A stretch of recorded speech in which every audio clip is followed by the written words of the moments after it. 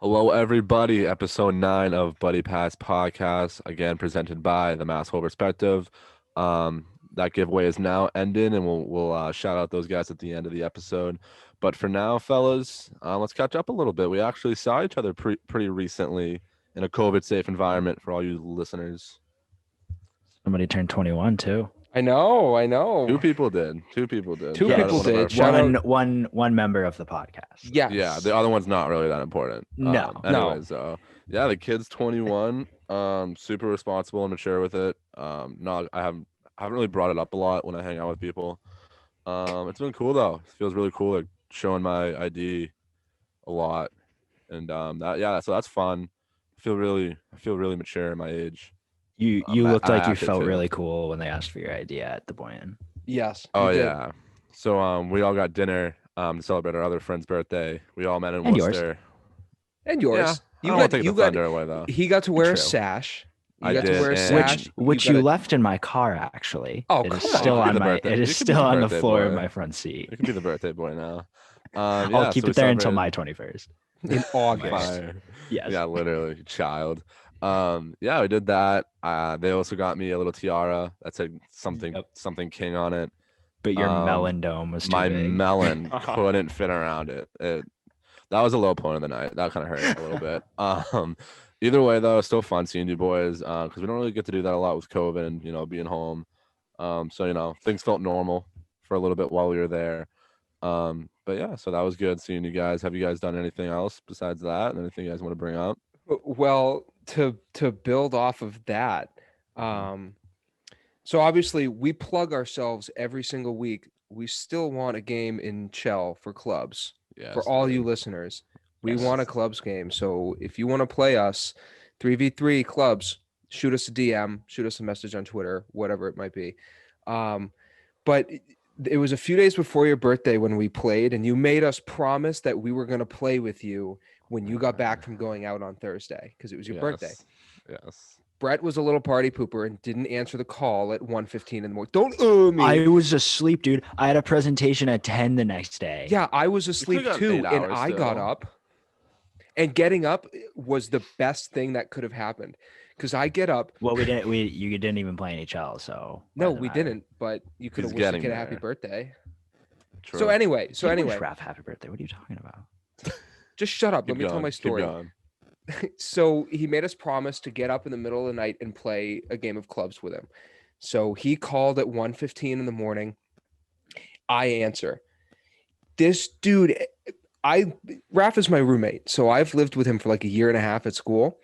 I've had drinks with him before. I've seen him buckled. I've never seen him as drunk as he was.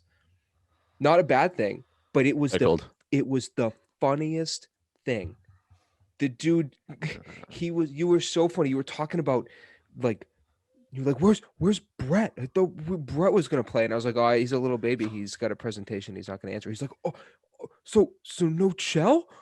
You got so sad when we weren't gonna play Chell. And I was like, dude, He was trying not to- even capable of playing it if I No. didn't wake up. So No, so like- when I realized you were like there was no way you were gonna play, I tried to be like, oh well, we'll play like tomorrow. Well, don't worry, we'll get games. You're like, okay. It was so funny. dude, I just and the worst part is because we talked in the morning and you were like, oh, when you called me and I was like, what are you talking about? I didn't call you. And basically I got into bed after going out and then I got out and it just went all downhill from there. I'm not going to bring up exactly all that went on because it's pretty intense. PJ-13 around here. But yeah, when I heard that, I was like, you know what? I was proud of that only moment because Chell was on my mind, even when I had no mind to use. So, I just shows the thought dedication. I thought it was so funny because you were up super early the next day. At 9:30, 10, something like that. I had an Yeah, exam. which was ridiculous, and I didn't expect that. But we all hopped on the call, and I remember you were like, you were upset because you thought none of us answered. I was like, Raph, we talked for 10 minutes on the phone. You had no recollection. Well, I which was appreciate you just- picking up. Well, I got to pick up from my boy. Yeah, at least Honest- somebody does. But Yeah. that's whatever. That's a topic for another time. I mean, it was fun though. I just went around with some of my boys that are in town. There's just a couple places. So shout out for them. They picked up the whole tab too. So Oh, those are some beauties. I got to repay them back for that. But solid night. It was good to mostly just get out with COVID going on, just like all the shit. Like felt normal. It was nice to be able to like celebrate, shit like that. The exam the next day was tough. That was tough. Did you get your grade yet? No, I haven't got the grade yet. So I'm still sleeping on that, but I don't think I buried myself or anything. Like I think I did well enough to like stay afloat somewhat, yeah, if you want to call it that. So yeah, I mean enough about me being an absolute degenerate. You guys want to just get into the talks? I mean, I don't really have too much to talk about besides just, snapping around on Sunday together. well, Sure. we do have our very first interview in this episode as Oh, well. yes. Your good That will be friend coming Raph up. Dickie Coyle, which we will get to that interview in a little bit. Yeah. But Thank you though, Dickie, for coming on, and thanks Hayes for bringing that up. Yeah, we'll bring him in later. Everybody, we just got some things to talk about before we do that. We'll probably plug a timestamp in there too for when he comes on. So yeah, thanks for Dick, and we'll get to him a little bit later. But for now, I think we should segue over to the NHL talk and do what we always do. Never missed it once. The hot teams from our last week. Brett, you want to go first? I was gonna say I want to go first, get mine over with. Yeah, I got you. It didn't go too hot. I had a W the previous week. I forget what Your only team W. I forget what team. Yeah, I forget what team I even picked the previous week, but they did well. They Vancouver, went I'm pretty sure. no, because they went like 3-1 or something. Definitely not Vancouver. But I picked the Kings this week, or this past week, and they went 1-2. They beat the Blues and then dropped both games to the Wild, who are hot right now. They are looking good, dude. So I'll accept that. That's actually another thing in my notes, how Minnesota's buzzing again, because I felt like they kind of fell off after their like little streak in the beginning. They But went a little quiet. now they're back on it.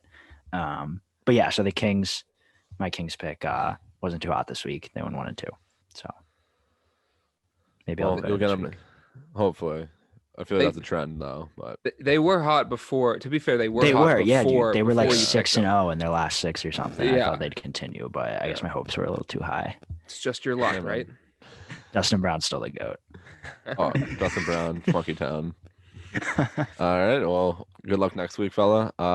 Aids, what about you, buddy? So I had the Blackhawks, which was a very good pick. I was very happy about that. I wanted them to go 4-0, and I thought they could. But to be safe, I picked them 3-1, and that's exactly what they did. They Very won nice. 2 games against Columbus, and then they split a weekend series with the Red Wings. 18 goals through 4 games. One of them was a shutout. Math guy, that's about That's a lot of goals per game. yes, it over is a lot 4. of goals per game. 4.5. So buddy. they're math guy. So they're scoring a lot. Obviously, Kaner. Big shout out to Kaner. USA guys scores his 400th NHL goal. So big congrats to him. Sneaky too, dude. Like Very. 400, like doesn't seem a lot when you have the guys like Ovi and all them talking every night, but 400 goals is a lot of fucking goals in the league. Mm-hmm. So shout And- out Kaner. That's and no I easy know- feat. I know we talked about a post on Instagram that we shared with each other. There's a quote, I can't remember who it was from. Oh, was it the Chris Chris Versteeg Versteeg. one? Chris Versteeg, yep. Yeah. Pretty much saying like Dude, he's He changed the game, dude. He changed He's one changed aspect the of game. you want me to read it? yeah, you got Yes, it. please. Yeah, I got it. He says, so Chris Versteeg said about Kane. He said he was 10 to 15 years ahead of his time in the sense that every kid coming into the game wants hands like Patrick Kane. He's revolutionized the entire game for the new player, and that's why he's so good still today, because he was basically playing today's game 15 years ago. Yeah. I Yo, was like, that actually kind of that's fires me so, up. Like, It goes yeah. that quote goes hard. And like he worded it so well. Like that's such a way to like wrap up who Patrick Kane is. And it's Literally, dude. it is such a fitting quote. hmm It applies to him so perfectly because no one 15 years ago had the skill that Patrick Kane had. No one You had know what those I hands. mean? No one had Dotsky that. was like a different type. Like Dotsky was like a different type where he used his True. hands along with his body. Yeah. But like Patty Kane just uses like the hockey IQ with the hands part of it, just so much different than anybody I feel like ever has. And being an American born player Mm. is even just like even better. I think he's number one right now. until Austin Matthews gets up there. But like you gotta respect this absolute legend, dude. He has so much more to give, dude. Like I still see him like 4 or 5 years down the line doing this, dude. I really don't think he's gonna like fade out anytime soon. Well, he's only what? He's 31, 32? Something around there. I give or think take. 32. That would be my best guess. Okay, I'm gonna fact check that, but I was doing it too. I don't think he'll be in Chicago much longer, to be completely honest with you. Really? But 32. He's 32. Unless he goes home, but Buffalo's his home. I don't think he wants to go to Buffalo, especially at that age. Like you're 32, dude. Or what was it, 32? Yeah, it was 32. 32. Yep. I don't know. I don't he's know. He's a gamer. He wants to win. Yeah. And I don't think he's gonna do that the rest of his career in Chicago. But Maybe like a last little run type of thing where he wants one more cup, but like dude, the guy has what, 2 cups? He's got three cups. So yeah. 3, yeah. OT I don't know. winner one for the of them, 09. The first one. Yeah, Yeah. Dude, some of the like low-key best sellers in the league too. Like this guy like fires me up when he does like the little like he like puts his one leg up and then he does like the little like the Showtime thingy. Remember like when he had his stick and he was like, show me the fucking money. That was like what I was doing in my driveway as a kid. I would absolutely that and his little like the heartbreaker. Oh yeah. Bang. It's just so good. It's so good, dude. Like he's just such an electric player, but like I love the stories about him too. Like he just seems like such a cocky little rock star, but not like in an asshole way. Like in a way, he's just like, yeah, I'm good. What's new? So I love that. him, dude. Down the road, that debate between whether or not Matthews or Kaner is the better American-born player is going to be an interesting one. I think it'll be close. Yeah, Matthews. I'll give the best American goal scorer, but overall player, I might have to. Not Brett Hull. I was just for active players. Yeah, but I don't know, dude. Like Matthews is that good. Where like, all respect given to Brett Hull, like the way he shot, and all those other guys, wait you Mike out Modano, like Pat LaFontaine. But in terms of the current generation, I know what you're saying. Yeah, but I don't know. Austin Matthews is different, dude. Like he's changed. He's also a guy that's kind of changed the way people shoot a puck. The little curl and drag changed the angle. Like these American boys are. Some of them are changing the way the game is played. Yeah, dude. Yeah, of course you have the McDavids and Crosby. But like gotta show some love everywhere. One love, baby. One love. Well, it's great fucking pick, dude. The Hawks are buzzing. Yes, they are. My pick from last week was the Sens.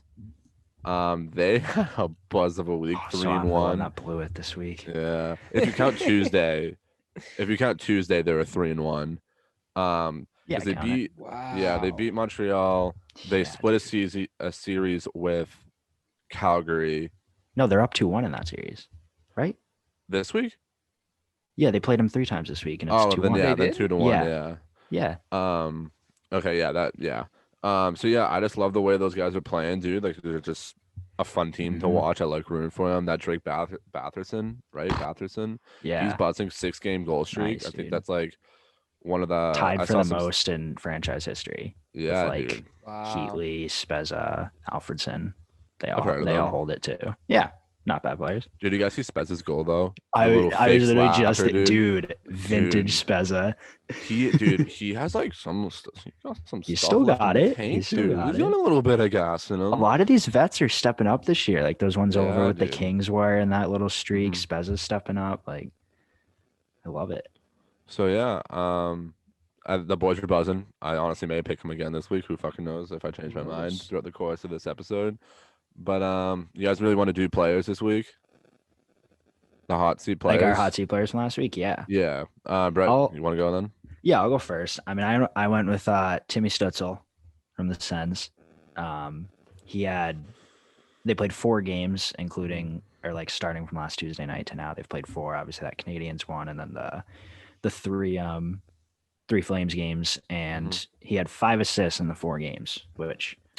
That's pretty good. Pretty solid to me in a week where they went 3-1. That's 5 apples. So no goals, but I'd say that's a good week from him. So I think that brings his total to 14 points, like 5 goals, 9 assists.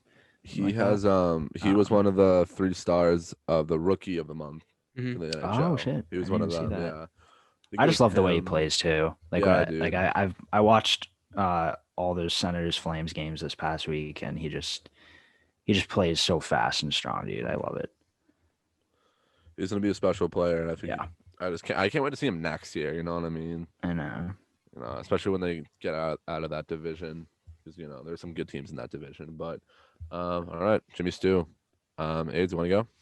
Yeah, so I'm trying to pull up his stats right now. I know he had 4 points in 4 games, but I had Taylor Hall, Very Oh, that's nice. right. Very nice. and he must have listened to the pod because So did Timmy Stew.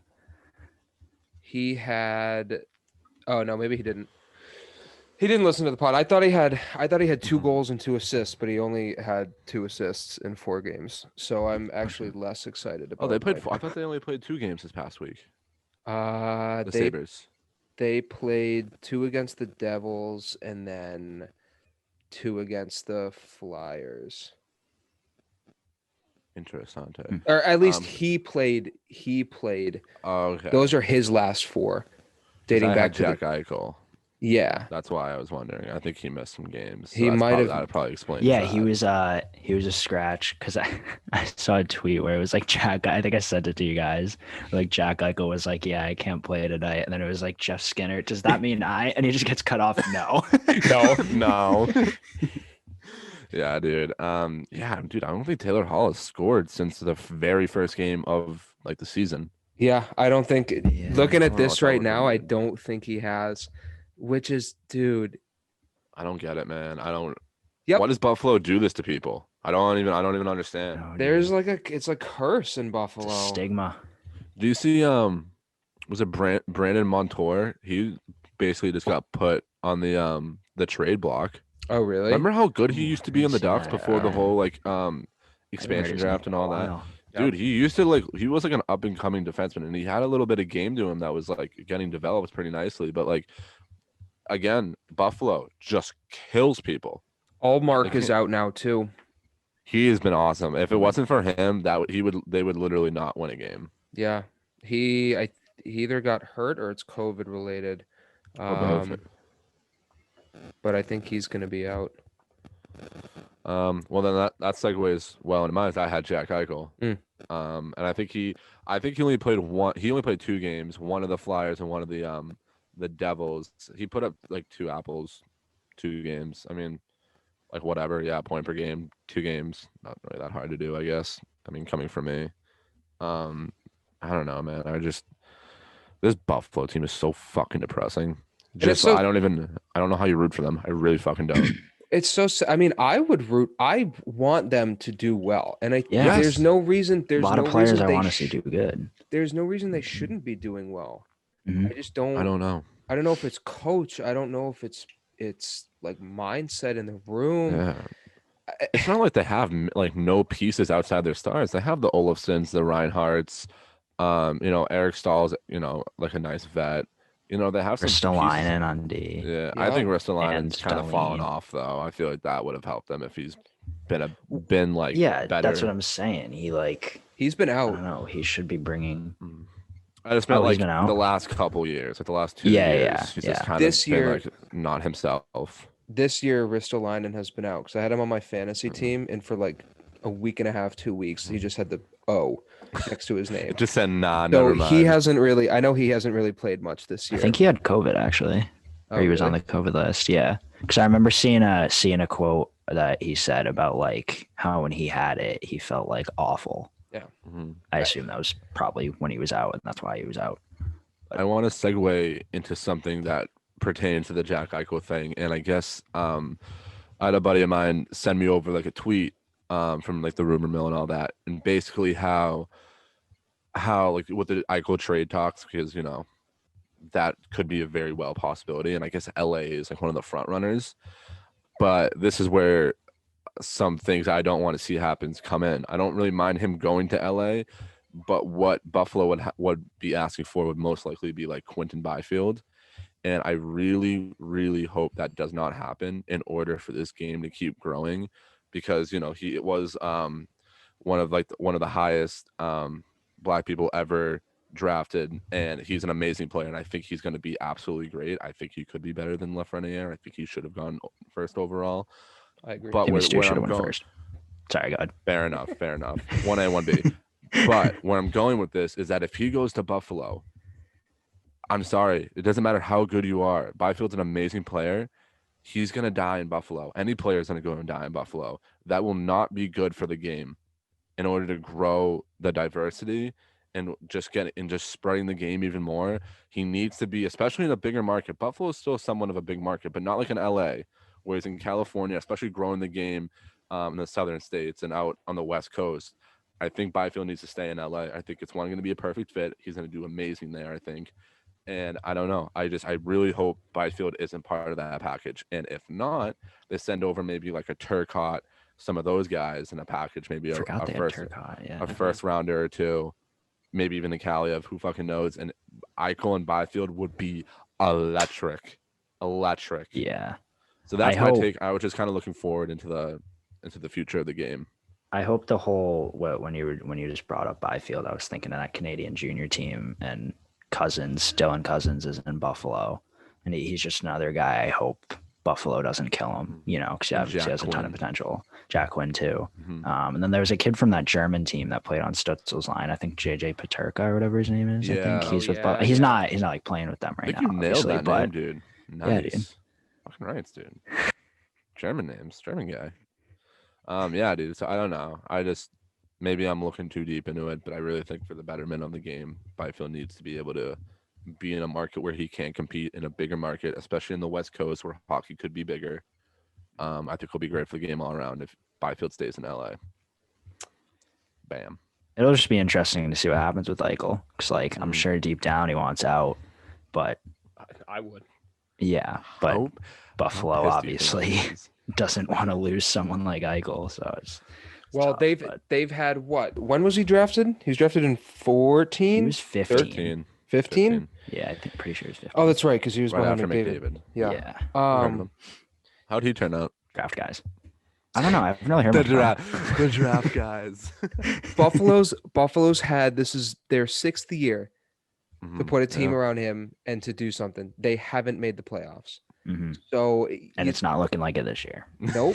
So I know Buffalo doesn't want to lose him, but you know what? At this point, they deserve to lose him because they didn't do anything for him. They did nothing. And didn't they change owners throughout that cycle too? Now I know they changed coaches. They changed coaches. GMs. I don't know about that, but I know they changed coaches at least. You might be right. Out of my ass. I could just be pulling it out of my ass. So what does Eichel have now? 5 years because he had the ELC that was done, and then for his extension it was 11 mil for 8 years. So that means he has 5 more years left? I think so on that deal. Yeah, contract guy, numbers guy, numbers guy. Yeah, I just want Eichel to fucking win. Somewhere where he can light it up, dude. And I've seen and not be the only one on the team lighting up. I know, but he's not even lighting it up this year. Yeah. I know. I've seen some of the teams that he's rumored to go to. Obviously, LA is one of them. An unrealistic one that people keep throwing around is Ottawa, which I think would be sick. Yeah, I don't think they could do it. Detroit has been a big one. Oh, who would they give up? But I don't think so. There's no way their entire roster. There's no way they're gonna send Eichel to Detroit simply because he wants to win. They're not gonna send him there. He'd have to go to a team like something like that with like good prospect pool, but very nice cap situation because he does carry a fat cap hit. True. So I don't know. The other one, there are 2 more. One of them is Boston, which I think would be a terrible idea because Boston would have to give up way too much for him. Yeah. But the other one have enough. Well, they'd have to give up. Studica, probably 2 first. They probably ask for Bobrowski, and if they ask for a defenseman, it would probably be something like Carlo. Yeah, I don't want to give up Carlo. Like I'm not doing that. I'm sorry. Especially for 11 mil on the sheets. No, thank you. No. One I think would be cool would be Pittsburgh. Ooh. I think Evgeny Malkin. Okay, I could see that. So I feel didn't like he'd see. love Buffalo. I didn't I don't know why. see. I didn't see the Pittsburgh one. I just thought of this one, but they've got a new owner, new GM, looking to switch things up. If they want to make the playoffs this year, they have to do something with their guys because they've been underperforming. Gino hasn't been scoring. Marino has had a really tough sophomore year, in my opinion. After signing his ticket too. Yeah, dude, he had a great rookie year too. I know. Do you think he's untouchable? I would There? say so. I would Probably. say so. If they give him a ticket, you probably fair to assume. I think that would be an interesting landing spot for Eichel. Send Gino to Buffalo. A little bit of change of scenery for both guys, and maybe they can put some points up. Maybe Malkin Ristolainen for Gino and Letang. Oh, maybe. I don't know if they'd give up Letang too. I'm just throwing away things right now. I'm spitballing. I don't think that would be a 1-for-1. I don't think they do Gino for Ikes. Yeah. But on paper, those would be the two big guys that I could see in a swap. That'd be filth. So would you put, say if that happens, is he playing on Crosby's line, or is he gonna center depth the second line, like where Malkin would have been? I would put him at. I'd say 2. center. Yeah, I'd put him at number 2. Yeah. I don't know what their lineup looks like right now. I think you got garbage on the wing and trash on the other wing. Gensel's like their only good winger. Yeah, I like Brandon Russ is having, or Brandon. True. Brandon Russ is having a good year. Yeah, he's been a good little sneaky player, but as Zucker just went down too, I don't know. That's a team that just like has absolute randos and will just find a way to always win. Yeah. But all right, boys. Do you guys have anything else we should bring up before we snap it over to Dickie? I don't think so. I think we're ready to get into that. Yeah. Well, everybody listening. Brett, you got something to say there? Well, no. Weren't you gonna talk about that NHL post about the Caps? Oh my God! Yes, I was gonna talk about that. All right, before we snap it over, I just saw something that was just scrolling on Instagram. Yeah, no, I'm the only one with a brain here. Jesus. Literally, dude. Yeah. All right, easy. Yeah. Let's not get ahead of ourselves. So I saw this cool post. I feel like you don't really get to see the set of players a lot from the NHL, where they posted all of the Washington Capitals songs, and I thought it was super cool just seeing everybody's picks. And then it kind of made me like wonder, like, what would your guys' songs be? Like when you score a goal, like your goal song goes on. Yeah. What would your song be? I just want to know. I went with when I was thinking about this, I was trying to think of songs that like I listened to a lot, like early high school or just like through high school, like pregame type of songs. And like one that came to mind that I feel like would be a good goal song was Jungle by X Ambassadors. You might not know it. I don't think I do. By saying that, but I'm positive you've heard it. Oh, yeah, I bet I've heard it. I know what it is. It's a big like sports, specifically hockey song. Like you probably played it around me. No, because I don't like bump it. Like I've probably never played. I probably haven't played this song in like a year or two. Secret playlist. You would know it. Yeah, you know it. Wait, was it in a shell? It definitely seems like it could have been in a Chell song. They make Chell style music. 2019 they had a Chell It could have song. been. I forget. There have definitely been X Ambassadors songs, and which this is really might be the only X Ambassadors song I know off the top of my head. Yeah.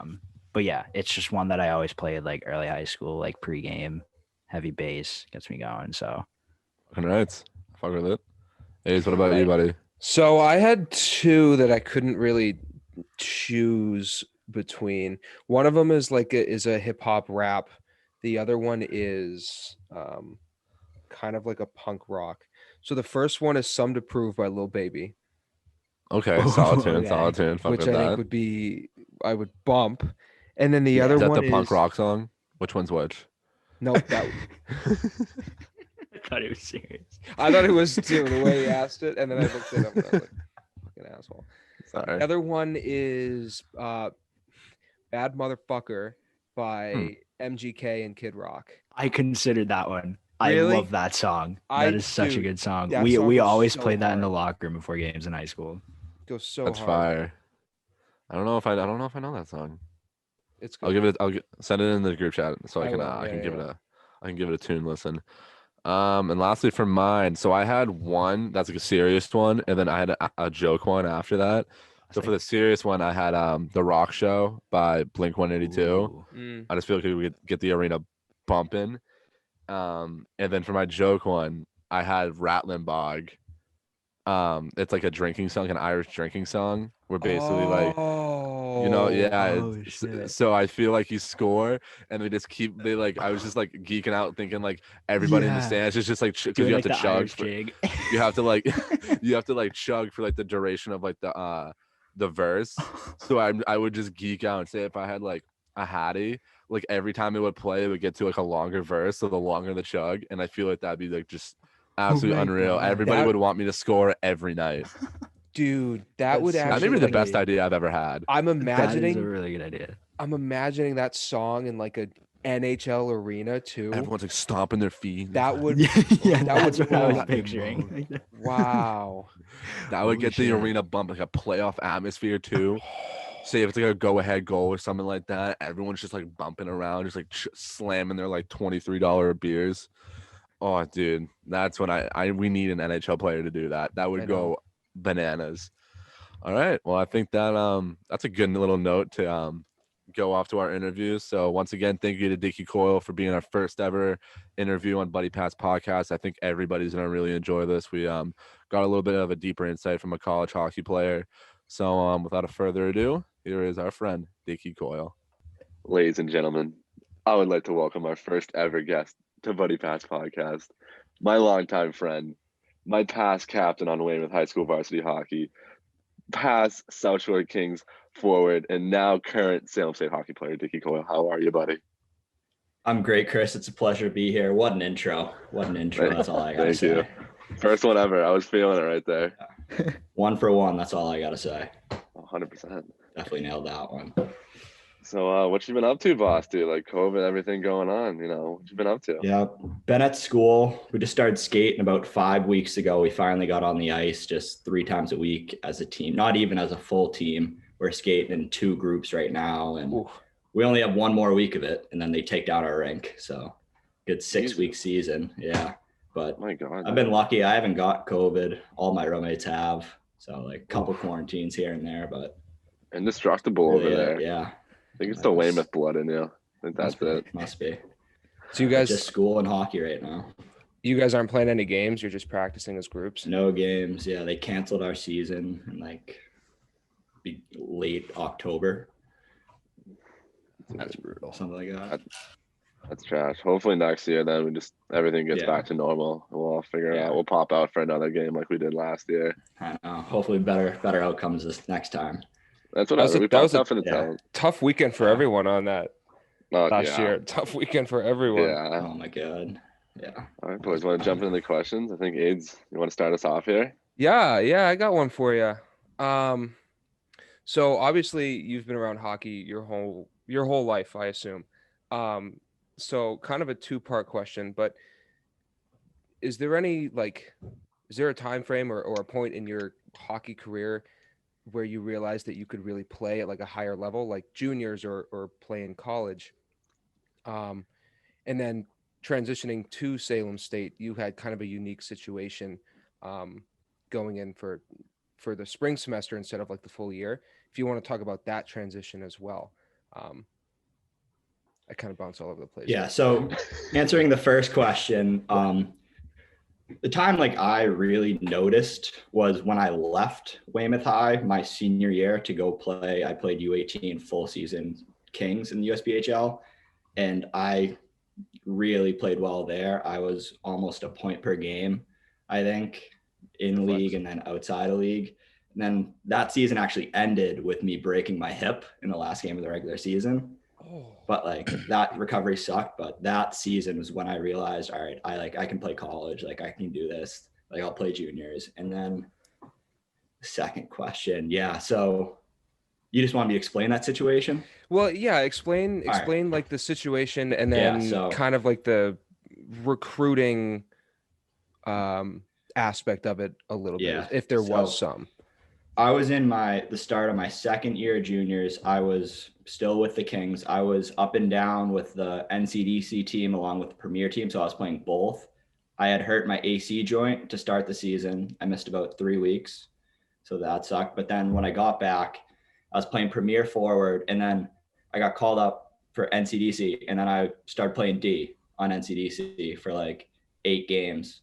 Just out of nowhere, there was this injuries. I came up and I started playing D. And then showcase in Marlboro, like probably second week of December, like playing the Junior Bruins, lost like 3-0, but I got pulled out by like the Suffolk coach after the game, like their assistant coach. Whoa. And it was like, hey, like, really like your game. We need a defenseman for next semester. And I was just like, well, all right, like I'm not forward, but I was just, I hated my junior situation. Like it was fun and I love the guys, but like, I wanted to get to college. I wanted to move on. I wanted to get started with my education. And so I like kind of just jumped on that. So like I started doing research and I was like, I asked him if he had my major. I'm a sports movement science major. And he said like, oh, I think we do. Looked, they didn't. So that led me to looking at other schools, but I was still planning on going to Suffolk just for that spring semester, just to like get some classes and play hockey, just play some college hockey. Cause I wasn't sure. The rule is for D1, if you transfer from a D1 school to a D1 school, you have to sit out a whole year in hockey. There's like no trash. Like in every situation, you have to sit out a whole year.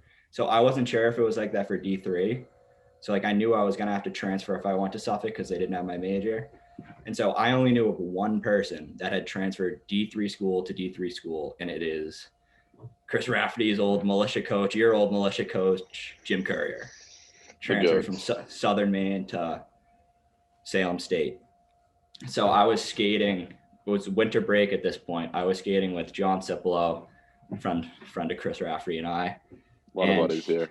I was just like, do you have Jim's number? Will you call him and ask him like what he did if he had to sit out? And like, so Sip texted him and he answered like, I didn't, like, why are you asking me this, Sip? Like, you go to Villanova. What are you planning on doing?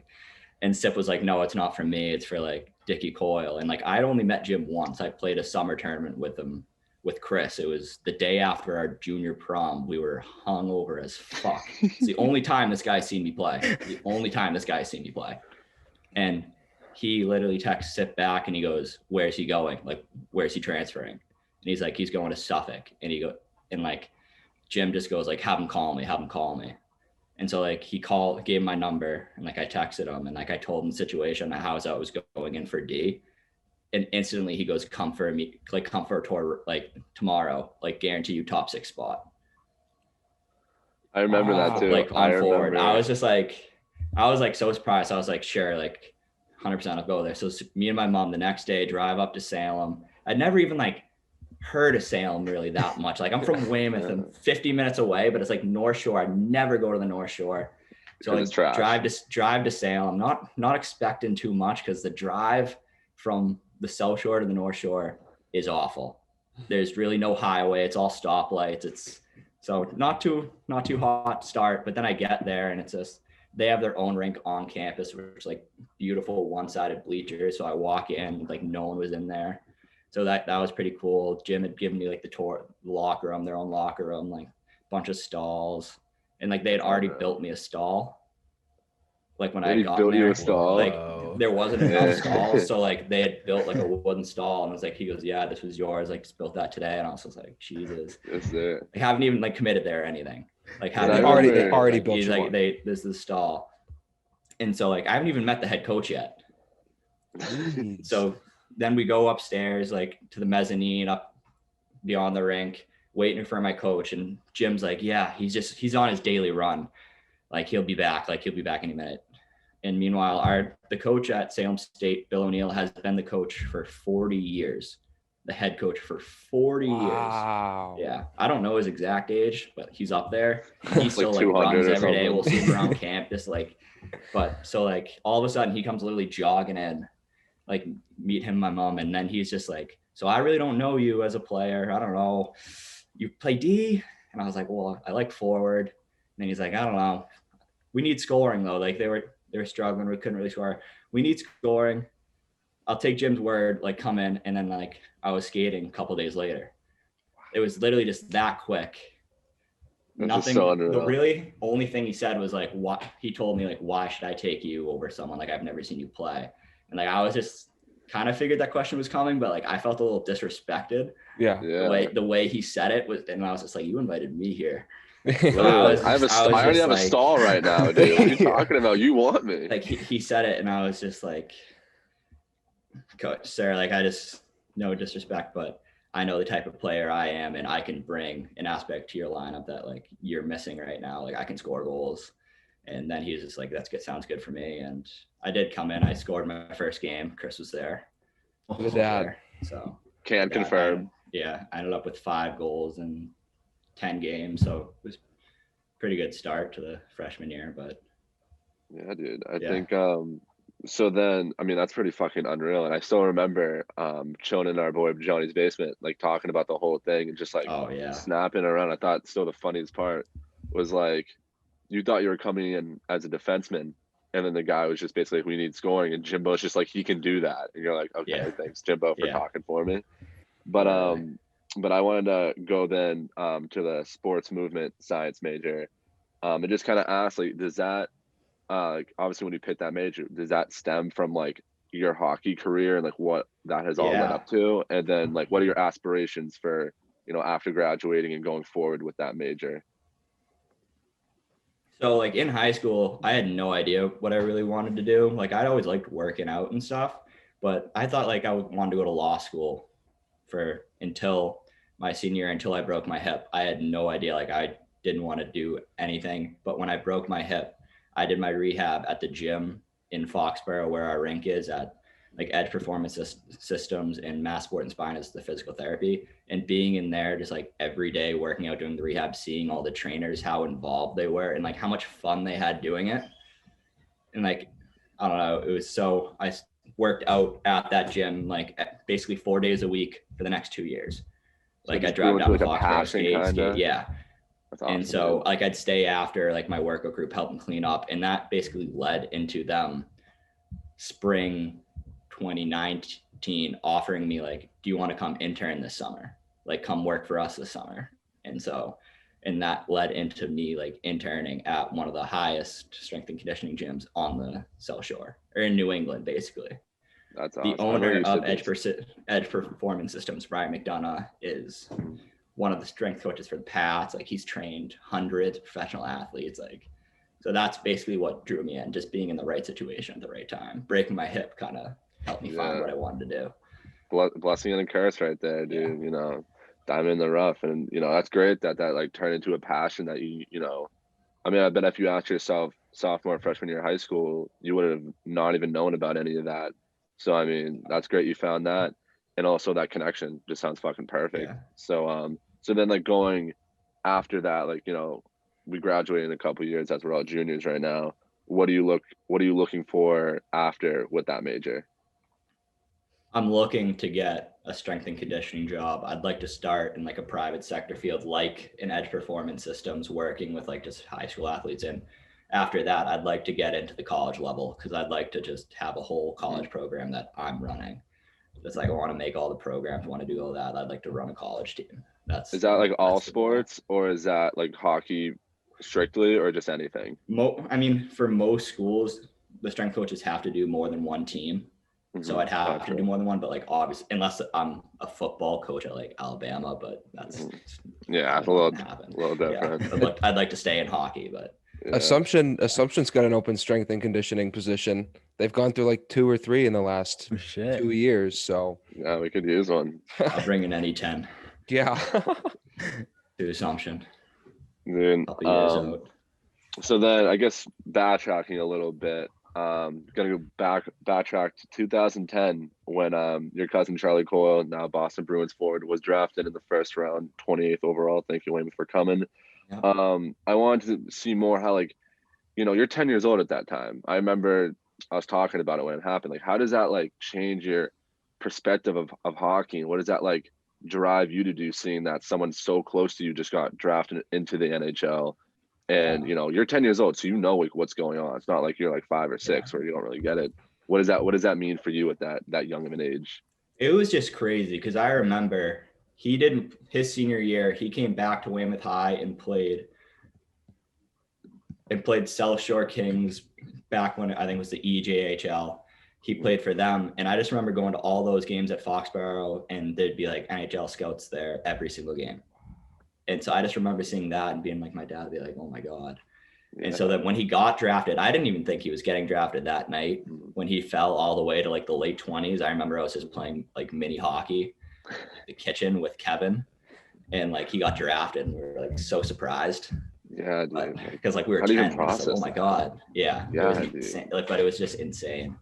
But like, it was just like, oh, he's nasty. But when realizing he was so good was his first BU scrimmage, like a couple months later, he had like a hat trick, and like again, this was like sold out and stuff. And like, he was like a rookie, and he like goes in, gets a hat trick in his first like collegiate. It was like a scrimmage, but it was still like, that's when I was like, oh wow, like he can do this. Like, we got something here. Yeah.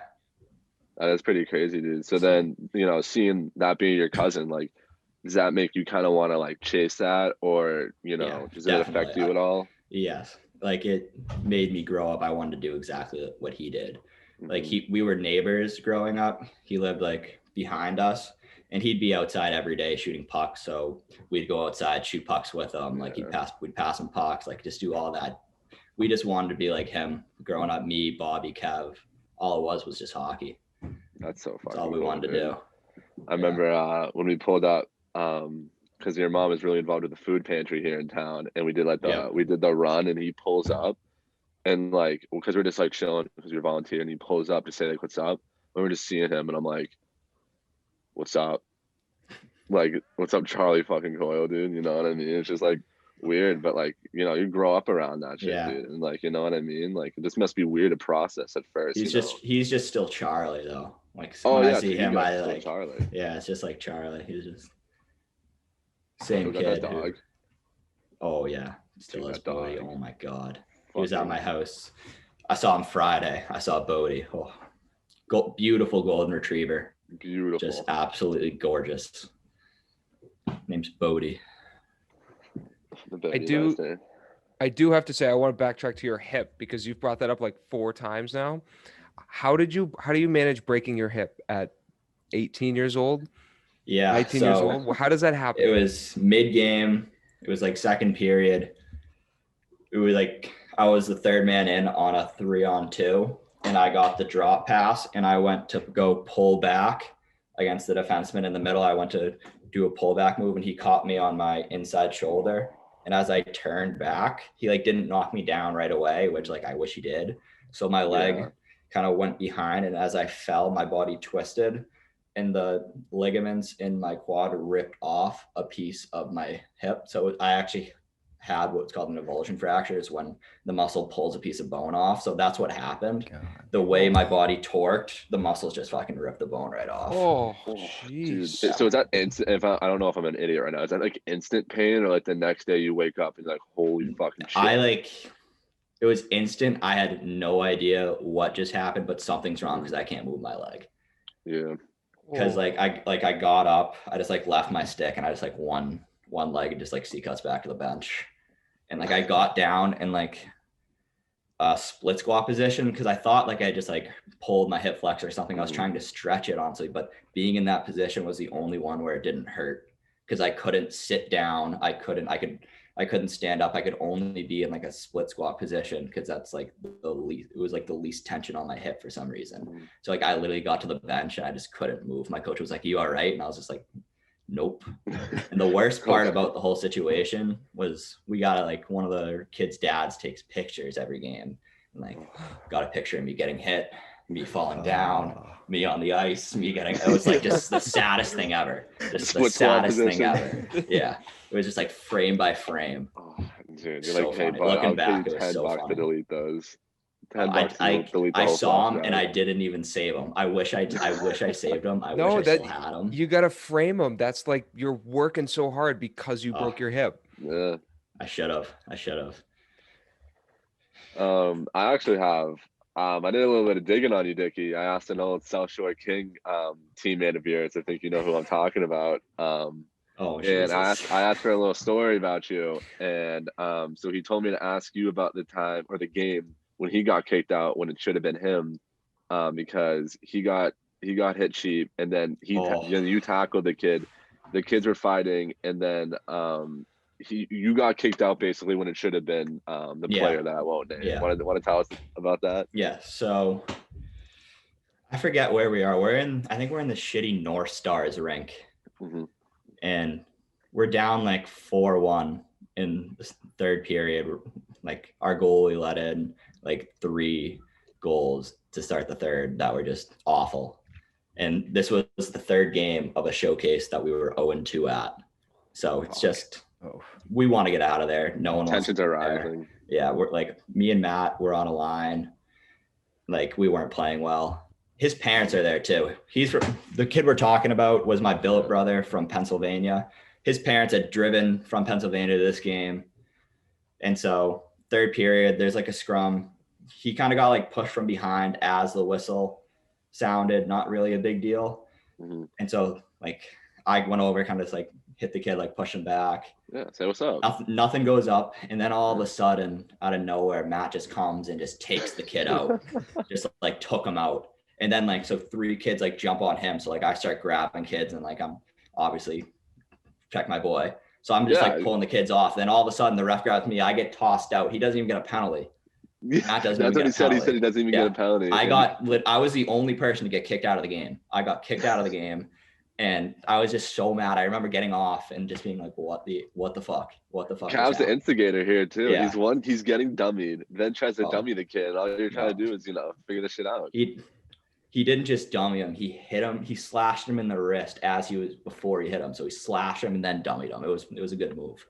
That's the kid deserved it. The kid was a fucking prick.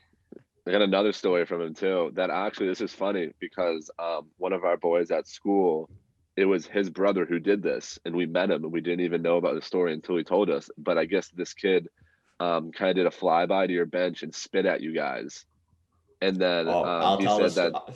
You tell the story. I'll take it over. I'll take it over from here. I was on the ice. Mm-hmm. I'm on the ice and like dump the puck in. I see this kid on the bench next to me, just like I see like this motion. Mm-hmm. And so instantly just like stop, turn. I go, did you just fucking spit on me? And he spit on me again. And so I instantly fucking spear him in the stomach. I instantly speared him and just like grabbed him. And as I do this, like one of my line mates, Joe Fada, sees that I'm doing this, comes in and jumps in the bench. Just like, cause I like at this point I have like 3 guys over me as I'm grabbing the kid that spit on me. So my line, he comes in and just takes out like 2 kids. Just comes in and just kamikaze. He goes and I have this kid in a fucking headlock hanging over the boards, trying to pull him over. And so the ref tackles me. I have the kid in headlock. I get kicked off the other side. I've never been this mad in my life. And so there's just one line of cement. We're in Foxborough Rink 3. So my locker room's over here. His is on the other side of the rink. And there's just a little cement coming around here. So I got off and I instantly just start taking off my skates. You're going over there. I instantly start taking off my fucking skates. And like, I literally get my second skate off and I start running. And we had like 4 scratches that game. All came down and like stopped me. And the ref was like standing in there. It was like, you're going to get suspended if you don't get back. I got suspended anyways. Got suspended 2 games for like spearing and fighting. But I literally went out, waited in the parking lot, was waiting for the kid. Like I never saw him. He must've been parked on the other side, but dude, I was so fucking, you met the kid. You never told me that. I forgot about him. You never told me that. I know. I forgot about it because we met him. We got beef we live with his brother. I still got beef with that kid. I can get the Addy real quick, but that's that's for after we stop recording. But we met the kid because we lived with his brother last year. Me and Aids did, and then his brother pulls up, and I forget how we're talking. We're talking about hockey, and he goes, "Oh, like so Dickie Coyle?" Like, yeah, it's like my boy from back home. Why? He tells me this whole story. And, I'm like kind of like laughing with him and stuff like that. But in the back of my head, I'm like, this kid would have beat the bag out of you. I don't know what you're doing. You're a scumbag for that. So if we need to get the Addy on this kid, I'm so down. We can do that. But I think the lesson we've learned here through these 2 stories is that you fuck with one of Dickie's teammates, something's going on. Like he's standing up for anybody. And I respect that out of a teammate. You need that guy, the glue guy. Team guy. Yeah, team guy, team dude. guy. I fuck with that. Do you guys have any other questions? Sorry about those two. I just had to bring those up. No, you're Yeah, good. Of course.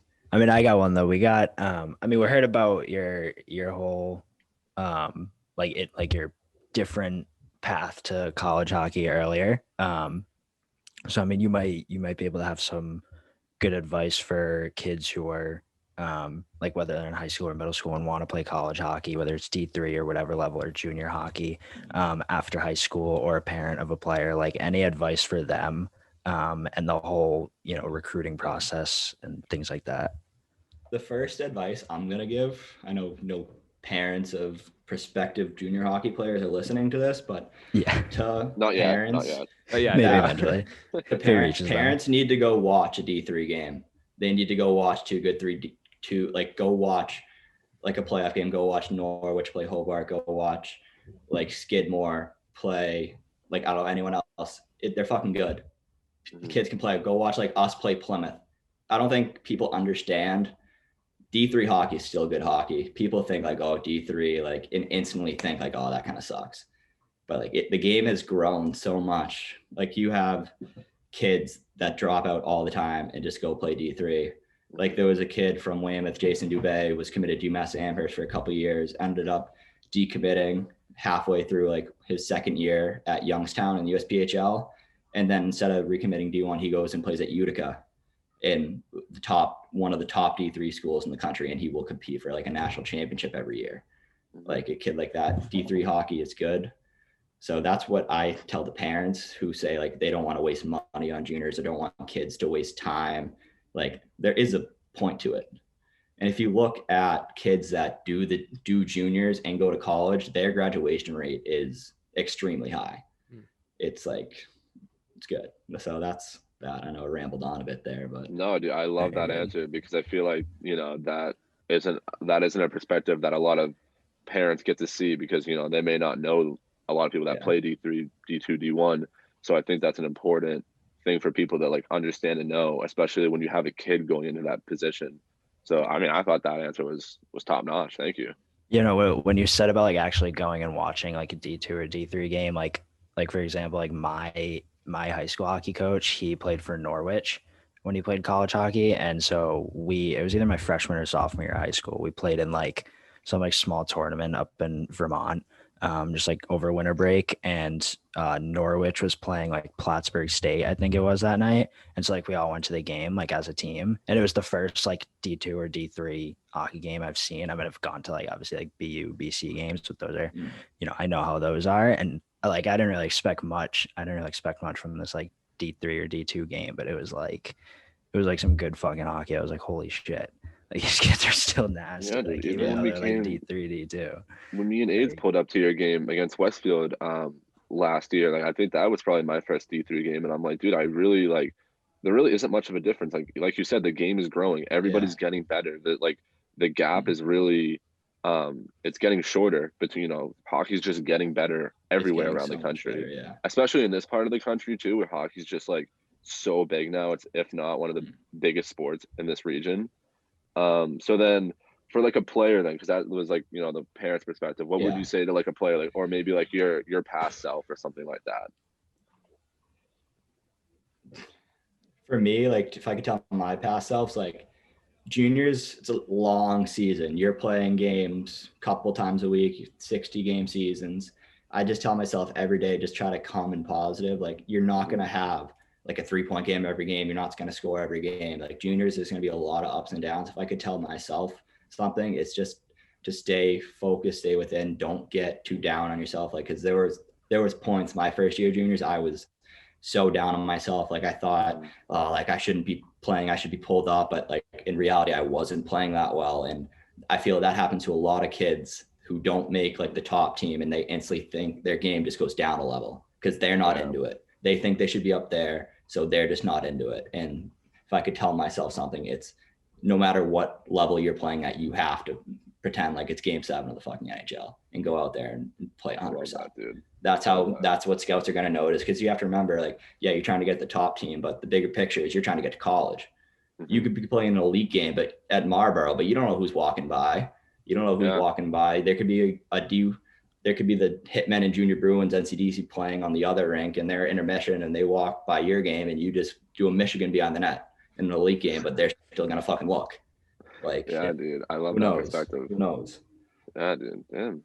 You're pretty good with the words right there. I mean, that fired me up, and I really do hope that a lot of people that do have kids or are the kid that is in that position really do like take a listen and like look at that perspective and don't just like blow it off, because I think that's a really good insight that not a lot of people like know about. So thank you for that. I think that was a very good answer. You boys have anything else for him? I mean, it's nothing around here. I think I'm good. I mean, you covered a lot. I guess one more question that I would have that kind of ties into that is there anything going back to like your high school career or juniors, is there anything you wish you knew going toward, like maybe in high school, something you wish you knew about juniors, or maybe in juniors, something you wish you knew about college hockey? I know, kind of a tough question. Yeah. No, I'll answer this from the high school to juniors perspective. I underestimated juniors so much when I was in high school. Like when I was in high school, I thought of juniors as something like, oh, like that wouldn't be that hard, that everyone just kind of did. But juniors is a different beast. Yeah. Like you hear like people talking about like the Nhl and stuff. Like it's hard. So that's something that basically I wish I was prepared for how much of a grind juniors actually could be. Mm-hmm. Like so don't underestimate it almost. Yeah, because like no matter what level you're going to, you're going from high school, which is 20 to 30 games max, to at least a minimum of 50 games in a season against kids that are 20 years old, 19 years old, that are going to be older than you. Like there's fighting now. It's just a lot of things change from high school to juniors that kids need to be ready for.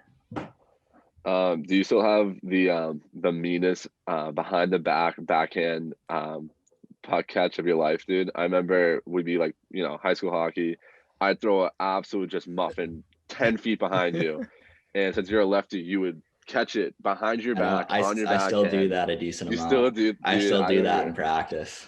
Can't give a bad pass to a good player, dude. I remember you make me look good at like 5:30 in the morning when we're snapping around. I can't give you a pass on the tape for my life, and you just catch it behind your back. I'm like, thank you, Dickie. I needed that. That's just the one thing. My dad was my coach when I was little for a couple of years before I went to Terriers, and then Tom O'Toole, Otis became my coach. But my dad was always telling me, like, no matter what, just catch the pass, like accept it. We'd be in my driveway, just accept the pass. Don't just stop it. Don't let it bounce. Just have to accept it. So just over time, just became natural. I'd get on the ice early and I'd have people give me bad passes on purpose, try to catch them. In a game, you're not going to get a perfect pass.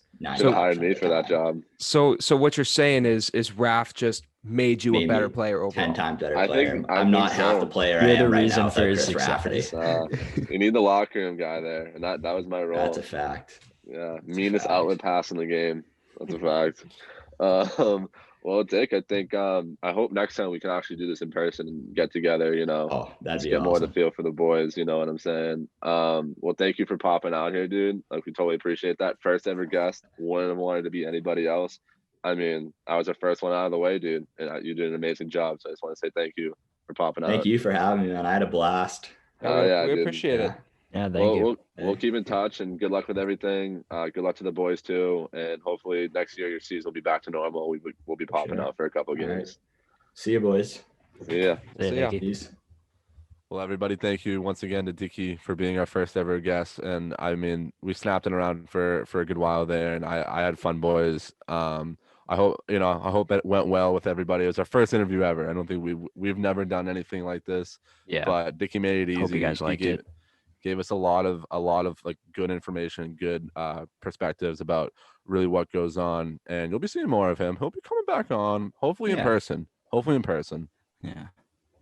He was great. I love, he had a lot of good little insights, a lot of good things to say. Quick with his words, very well-spoken man. I still can't get over the fact that he broke his hip like that.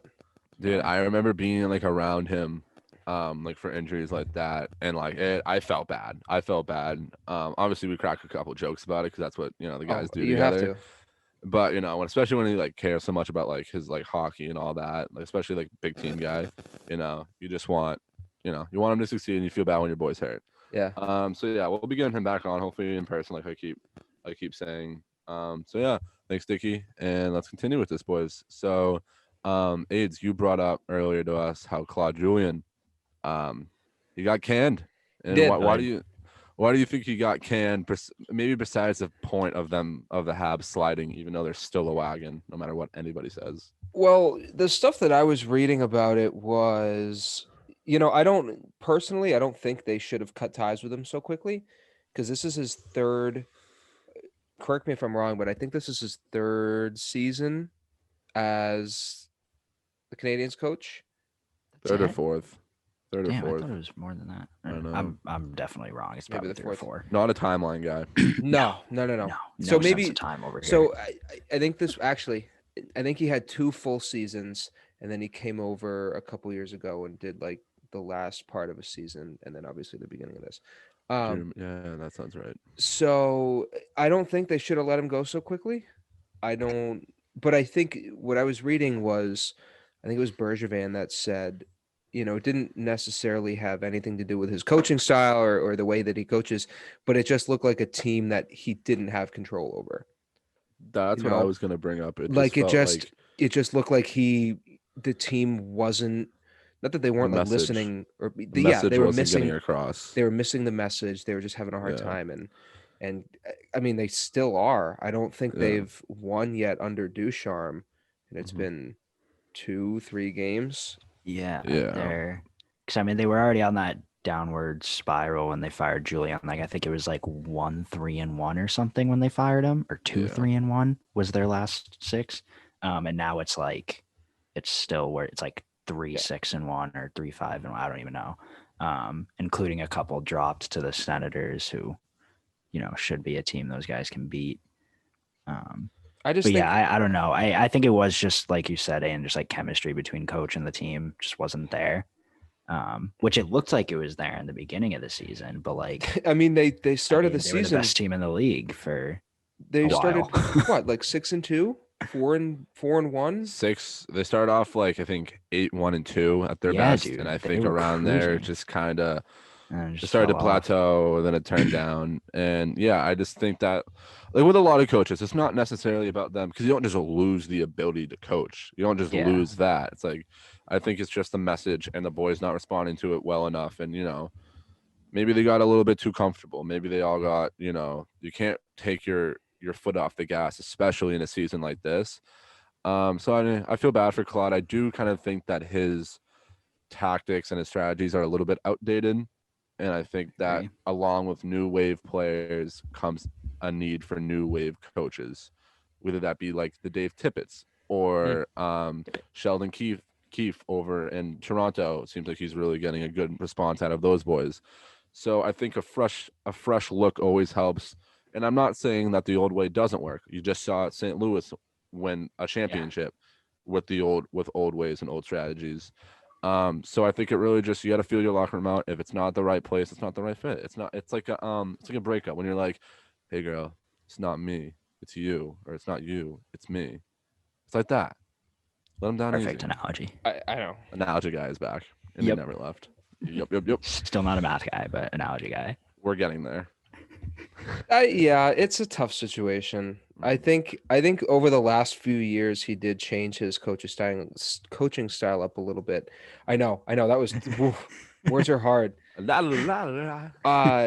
Just like how he worked Kotkaniemi into the lineup, a couple years ago or last year, whenever his first year was, and he's played pretty well. Nick Suzuki this year, what he's done for him in the lineup, he's been able to put these young players in like big roles in the lineup, and they've excelled. So I see a little bit of a different coaching style from Julien with the Canadiens in the last few years than his, very defensive style with the Bruins. Not giving the younger players a chance. I was just going to say, he was always very defense oriented with us. Yes. Word guy. Yes. But I don't know. I just saw a little bit. Philip Deneau is probably not the same player without Claude Julien. He's one of the best two-way guys in the whole entire league. Yeah, the offense could be there a little bit better, but you can't lack that. You need a good two-way center. So I don't think he's the same player without Claude's mentor. Yeah, and that's personally, I think it was too soon for him to go. But yeah, maybe a little bit too soon. But maybe he'll find a new home. He'll find a new shell. He'll be a little snail somewhere else. I did point out though, I think because we texted about this when it first happened, but the last 2 years, teams that have fired their coaches at some point, like halfway through the season or earlier, Blues, and then they went on to win, and then Stars last year, and they went on to the Cup final. So, who knows? But obviously, Habs still on the downward spiral for now, but maybe they'll pick it back up again. Yeah, they're still going to win the division. Doesn't really matter. My prediction's still A1. Okay, I don't know about that. St. Louis can do it. My boys can do it over there in Montreal. Maybe. Yeah. Anyway, I did want to bring up just a quick little thing because it actually is looming and coming quicker than a lot of people notice, is the expansion draft over with the Seattle Kraken, going to be the 32nd team in the National Hockey League. What do you think this really means for everybody's favorite players on a team, and other different teams could be getting boned and some other teams could be safe? I mean, I don't think we can make predictions about anything too premature already, but it's good to talk about it. It's getting close. If you have a favorite young player on your local team or the team that you're a fan of, be ready to cry because they're probably going to go. I would say if you don't have a jersey yet and you've been thinking about buying an NHL jersey, just give it the summer. Hold off. Give it the summer. Hold off. And then make your purchase. But yeah, I think this could really see a lot of teams really struggle with this. It can also save some, because they can make deals too. They can make deals of basically say, hey, I'll slide you a second round pick, not to pick this guy in the draft, or to pick a certain player.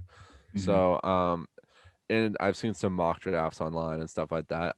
In either way, I think it's gonna be the same thing with how Vegas was a couple years ago, where it's not gonna be a bad team. There's no shot it's a bad team.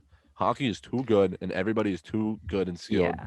Even for a fourth line, third line player, that this team won't be bad. There are so many good players in the league that are going to be unprotected. Like you look at like some of the protected lists. Whoa, that have come out. It's like I look at them and I'm like, holy shit! Like these guys are unprotected and they're like so good still. Like, so yeah, there's definitely going to be some pretty solid starts that they get. But who knows, dude? Who's going to be the next? Willie Karlsson, Cup champs, Seattle. The Willie Karlsson. Remember, he put up 40 cups that year. His first year in Vegas. Who's gonna be the next one of those? Who we don't know. Mm-hmm. It could be a ton of guys, or like Shea Theodore. I mean, he was good on the Ducks. He was still a young and blossoming defenseman, but I probably wouldn't have guessed he would have turned out this good before he was on Vegas. No, I agree. I'm still really shocked that he went to that team. I just don't know how the Ducks fucked up that pick so hard. I really don't. But who knows? I'm excited, and I want to buy one of their jerseys too. They're I like nice. The style, the colors. I like the colors. Yeah, the colorway. I was hoping for a little bit of like a forest green, maybe some like brown.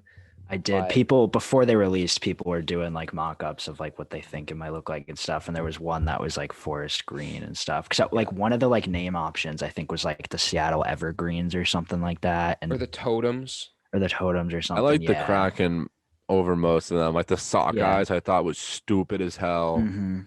Honestly, I'm sorry. Wasn't there like wasn't a big fan Seals or something Totems. too? Like Seattle Seals or something like that. Yeah, but weren't the Seals a California team back in like the 50s, 60s? Yes. They were a team. They were the Stars used to be the Seals. Yeah. Was that before? Never mind. I'm not even. That was great. That's all I know. That's all I know. Yeah. You guys have anything other to talk about before we get into our our little wrap up hot seats of the week? I don't think so. I think this was a really good week for NHL games in regard to COVID. Yeah. I think maybe one postponement through the last week, maybe two. I'm gonna knock on wood right now, but not a lot of players too going on to the list. A lot of them came off, but going on, I mean, we had Sidney Crosby today be put onto the Yep, the was gonna protocol bring list, that up. but still, I feel like I would say percentage-wise, the league is trending in a better direction than it was a couple weeks ago. So that's Yes. good to see. Improvement, progress, not perfection. Mhm. Bang. Denzel Washington. All right. Well, Brett, I started with you for the beginning of the episode, so now I'm gonna start with Aiden. All right, we're You're doing gonna player say- you're gonna first, start right? You can do player we- first. we'll do All player right, all first. right. So this was my. I don't think I had him. I called him out yet. I did call out a goalie a couple weeks ago. I called out Varlamov, but this was my player to watch for the season, and Okay. it's Sergey Bobrowski. So his record pretty good. He's 6-2-2. Even though Drieger is kind of For taking his 700K. taking his role a little bit. Yeah, 700K guy takes the $10 million guys. Who would have spot. thought? But like I said, his numbers are his game numbers are okay, Mhm. but it's his stats. He's got a 3.02 goals against average, 899 save percentage. Not great. But like I Yeah. said, he's 6-2-2. But I think he could clean up his game a little bit because obviously that team can score with Huberdeau, Barkov, Hornquist, Nancy Ekblad, Uyghur. Yandel, Yandel on the Uyghur. back end. Like they're obviously putting goals in the net. Mhm. But Leading that division right now, I think. yeah, I think so. Yeah. But I Bargain. think Bobrowski could tighten it up a little bit, Mhm. bring his stats to his Vezina status that he was a couple years ago. And I think if they get two solid goalies with him and Drieger, they're just going to be that much more unstoppable. I agree with that. Yeah, you hate to see a guy go from Vezina to back up. So, good for Driegs, but yeah, I like that pick. And we're all rooting for Bob. I think we all are. You got a special place in our heart after beating Tampa. All right, Brett, you want to go? Yeah. So this week, I'm putting Johnny Hockey on the hot seat.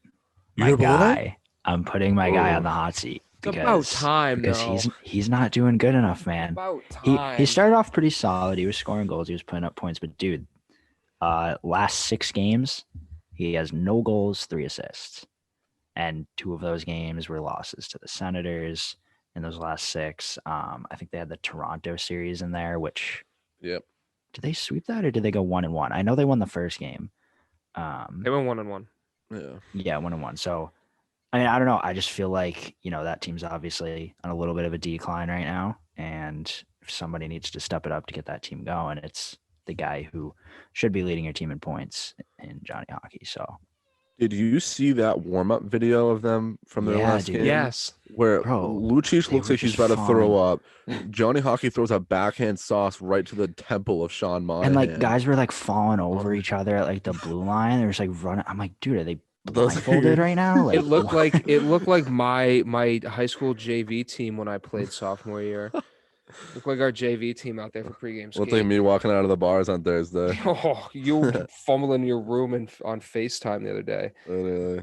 Well, yeah, I hope your boy picks it up because he has to figure it out, or that team Yeah. is in a sticky situation with him. might not be my being boy one of the anymore big if he doesn't pick it up. So Oh, damn! the hot seat's Your, for. your ties are on the line. Bet right you now, better your listen to ties. this. I think he does. Oh, good pick. So, lastly, for my player is I have Jesse Payarvey of the Edmonton Oilers. Ooh, that's a good pick. Killed the pronunciation. Oh yeah, pronunciation guy all day long.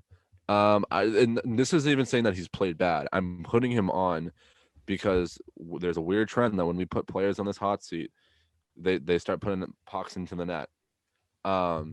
I just think he has been. I've been watching a lot of Edmonton games, and this guy works his fucking balls off. I think he has earned every minute of ice time that he's getting, and he's been playing on McDavid's line too, and he's earned that spot. And I'm not from years past per se, but this year he's showed up and he's a different player. I love watching him. He is good on both sides of the puck. He's driving play. He's F1. He's going in. I absolutely love everything about this guy's game. And I'm not even saying that he has bad numbers. He has pretty decent numbers right now. but I want him to turn it up, go up a notch, get paid once this is all said and done, Jesse. So Payarvey, yeah, I'm coming for you, and I hope you shove this right back in my face with a couple apples, couple Genos. They usually do. Our hot players or our hot seat players usually pick it up after the pod. So the only one that hasn't for me is Malkin, but I think I think that's been it's Malkin. He's just gonna get traded to Buffalo, so it's fine. Yeah, it's whatever. That's the hot seat for him. All right, so that's the hot seat players all wrapped up. Want to bring us back out around AIDS and do your team for the week? Yes, sir. Oh, what the fuck did I just drop? Oh, I don't know. Holy shit. Yeah. So I believe I picked them a couple of weeks. No, I don't think I did actually. So I'm going with Vancouver. They're not looking so good right now. Oh no. No. But didn't they just beat They beat the Jets last night, I think. They did beat nothing. Quick little shutty for the boys. Yes, I think so. I think so. They play 4 games going to next Monday. They play Winnipeg tonight, 2 games against Toronto, which I think is Thursday and Saturday, and then they play Montreal on Monday. So realistically, I think they'll go 2-2, but I'm hopeful. I think they'll go 3-1, and I think they need to. Just nothing's changed with them. They haven't really gotten much scoring.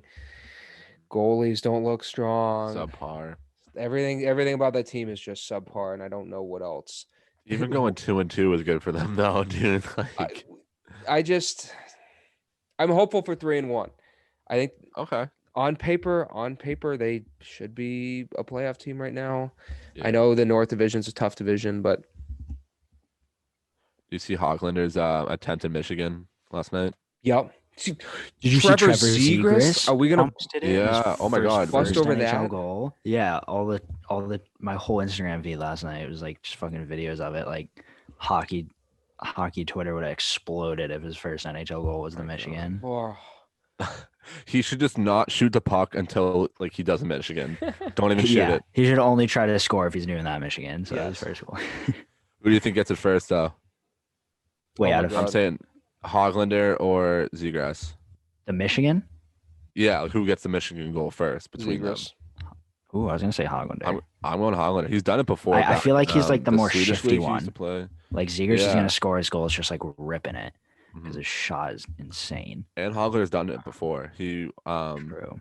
back like before it even got into the NHL when he was playing over I think one of the Swedish leagues. Yeah. He did it. So yeah, I don't know. Either way, it's gonna be fucking sick when a kid like that does it. Yeah. But all right, shout out the boys then. And lastly, for my team of the week, I have the Senators. I'm not gonna go. No, I'm Brett, going you next. Suck, Brett. Yeah, you said lastly, dude. I'm older than you. Okay. Respect your elders. You can go after me. I have the Senators. I'm buckling down. I'm doubling down on these boys again this week. Oh, 4 jeez, we did 'em games. last week. 4 games. They have Calgary twice. And I think they have Toronto and Montreal. I think they're gonna go 3-1. They're just buzzing. Calgary, they have their heads again. Montreal, those are my boys too. Actually, no, I'm going Calgary 2 wins, lost to Montreal, overtime winner in Toronto. I'm calling it. You just can't stand to bet against those guys, can you? No, I can't. I can't. I'm a big superstition guy. Well, they look great, Delicious. by the way. They look great. Thank you. I know.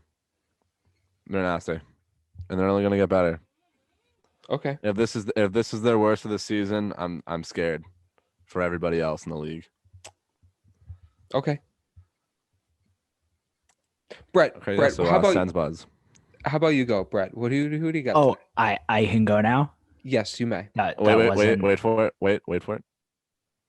You can go now. So I'm going with the Islanders this week. They play 4 games, 1 against the Devils and then 3 against the Sabres. So bottom 2 teams in the league they're playing this week, standings wise at least. I mean in the division, my bad, not in the league. You're good. And I mean, they're not, the Islanders aren't the most flashy, most exciting team to watch, but they're very defensive and just find ways to win, usually like 2-0, 2-1, 3-1, whatever.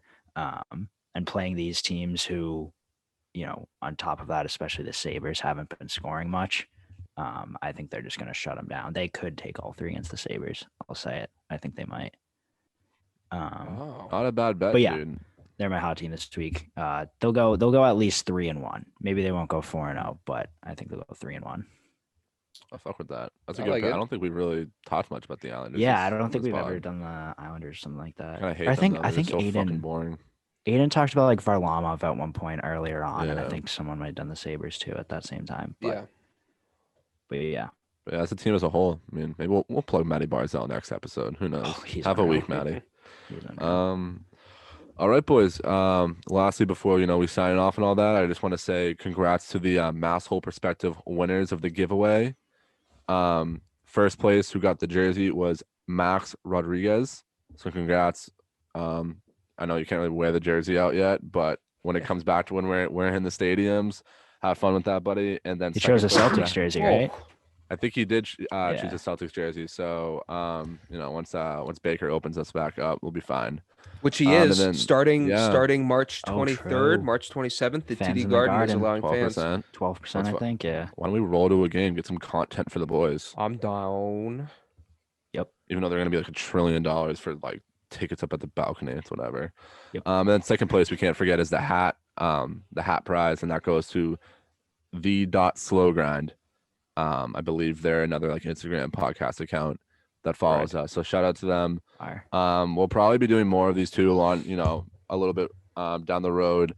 And probably something too along the same guidelines, same rules. So just stay following the accounts, stay active, and it's only gonna help your chances. So yeah, thank you everybody. And once again, thank you, Dickie, for coming out and being the first ever guest of Buddy Pass Podcast. And until next week, everybody, enjoy your weather, wear a fucking mask, and have a great weekend.